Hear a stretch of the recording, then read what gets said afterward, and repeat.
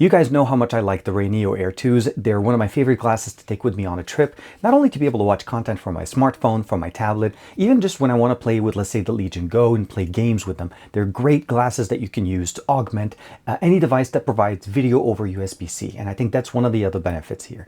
Well, the folks over at RayNeo finally have an accessory for our glasses that provides us Android TV on the go in a small form factor, and this is the Pocket TV. In this video, we're going to check it out and see all of the cool things you can do with it and what you can do with it on the go with these glasses.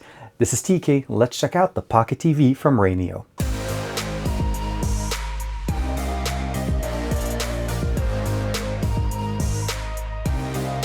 Like and subscribe and make sure you hit that bell icon so that you're always notified to whenever we have new videos for you on the channel. Now this video is pretty much focusing on the Pocket TV, as you can see here. Now this one's made in collaboration between RayNeo and of course the Homatics team, so this is why probably you'll see the different name.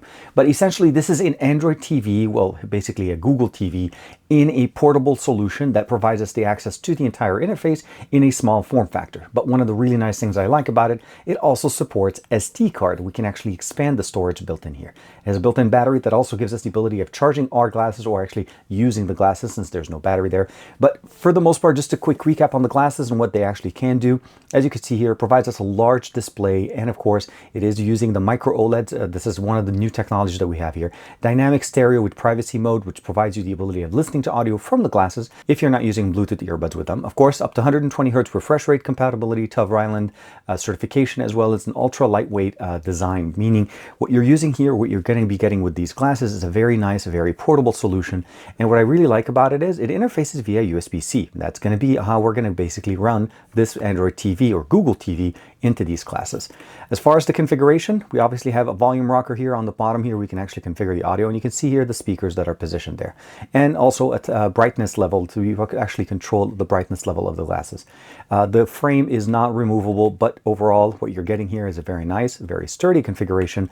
And they do include, of course, the USB-C to C cable that does have a 90-degree angle here camera, cable here that gives us access to the back of the glasses.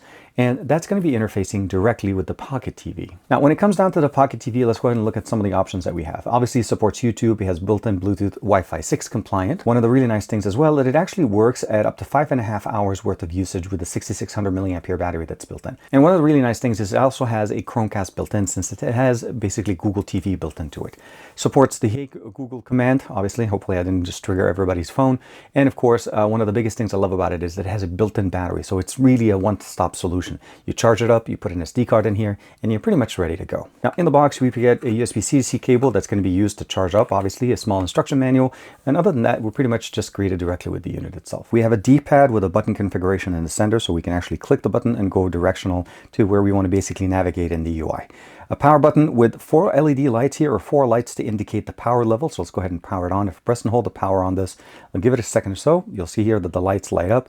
That shows up that we have 100% battery, and of course it drops by 25%. A front-facing microphone to support the assistant functionality. Just press and hold the button here, and of course it'll initiate it for you.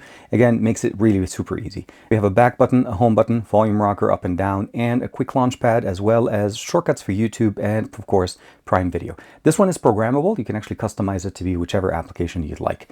Other than that, it's pretty straightforward. And of course, on the right side, we have basically just a dummy opening here. This is not really to open up, but we do have support for micro SD card, and that allows us to actually expand the built-in storage that we have in here. Now, the unit itself has 3 gigs of RAM and 64 gigs of internal storage, and we can expand it with up to 2 terabyte with an SD card option. And this allows us to now have local device or local content that we can watch. So let's say you're on a plane, let's say you're in a car where internet is not available. And of course, or if internet is available on the plane, you're not able to basically stream things. Now you can run things straight off of here. So your backed up videos and so on, all your obviously your content that you want to be able to watch, you'll be able to play it straight off of the unit itself. Now on the bottom, we have 2 USB-C ports, one meant directly just for video out. That's going to be the one looking with the glasses. And of course, on the left side, we have one for charging as well as data connection. It does use a DC 5 volt. You can see it right there. On the back, pretty much just certification. And other than that, again, 6600 milliampere built in here, and again, up to about 5.5 hours worth of usage. Although I will say at this time, Netflix is not supported, which is a little bit of a downer, but but I think with all the other options available, it should not be an issue. Now, as far as using these, it's pretty straightforward. You put the glasses on like you normally do. Again, the cable goes on the right side, and just make sure you connect it to the right side of the actual unit itself. The right side is for video, and the moment you connect it, it gives it about a second or so, and then now I have a large display. And again, this is just the Google TV interface. Now, what I'm going to show you guys real quick right now is a way of me capturing that content, or the way it looks on a display, an external display, as you're looking at it, and it looks absolutely fantastic. If you have an external display that supports touch, this is the really nice thing about this, you're actually able to configure it so that you can use your finger to swipe through the actual UI. But overall, it's pretty much a standard experience. You have applications, you can download applications, you can go in there, customize the different UI, set up the different apps in the way you want them.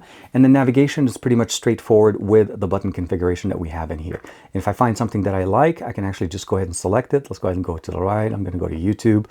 And then from there, launch, like let's say YouTube, the application, and then start watching content. If you want to be able to watch content on this directly using basically the built-in player, this is where it gets very nice. And the configuration for this is pretty straightforward. You can basically launch and it shows you an aggregate of all the videos, the music files, and so on. Or you can actually go in there and customize the different settings and change it into a more of a 3D configuration, or even just go in, there's a settings tab on the left side. And of course, access to everything on the USB folder. You can just go in there, click it, and of course, access all of them. And then they play again directly on the actual glasses. Make sure that they're running obviously at the highest resolution possible, but 1080p is going to be the maximum since this is what the glasses run at. And what I really like about them is that this makes this entire system portable. It's no longer limited by being connected to the internet. And as you can see here, I mean, I'm trying to show you guys real quick the UI. Looks beautiful, it's really nice, it's very detailed, and the quality of the pictures, again, it's just like watching a Google TV on a big screen. Obviously everything here is mobile, and it just makes it super nice. It's very simple. And one of the things I'll say obviously is if you have access to power, let's say you're sitting somewhere where you're able to actually have a charging port next to you, you can actually go even longer on the battery life here, because the charging port is separate from the video port, which is different than what we get with most of our devices. And I feel like it's the biggest limitation when we're using a smartphone. We have one USB-C port, and that's going to be the same port for video as well as power.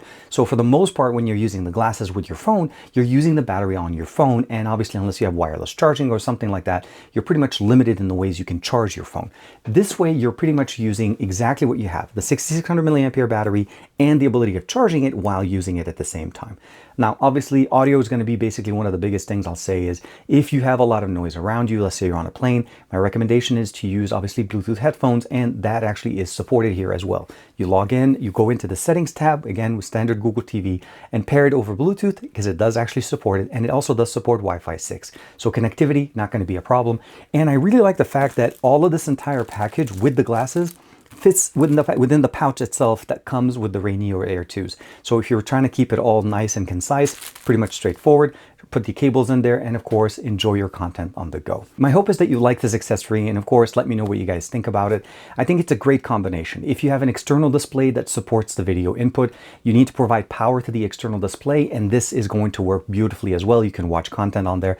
But at the end of the day, obviously, this is intended to be more of a mobile solution, either online or offline with the Air 2s, and of course, you're not going to be disappointed.